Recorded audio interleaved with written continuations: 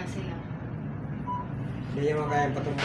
Umuusad na ang trapiko papuntang EDSA Extension sa Pasay nang biglang sumulpot ang isang dark gray na kotse at sumalpok sa isang motorsiklo. Sa lakas ng impact, durog-durog ito habang tumalsik ang rider. Ang kotse, napag-alamang sasakyan ng mga tinutugis na Chinese dahil suspect sa kidnap for ransom. Sa kanyang pagmamadaling pagtakas, ito po ay kanyang nabangga ang isang motorcycle rider at ito ay binawian ng buhay. Nakatakas man sa habulang ito, nahuli kinalaunan ang dalawa sa mga Chinese. Ang kinidnap nila, isa ring Chinese national. Nabisto rin sa mga kasama nila sa kondo ang kanilang lakad.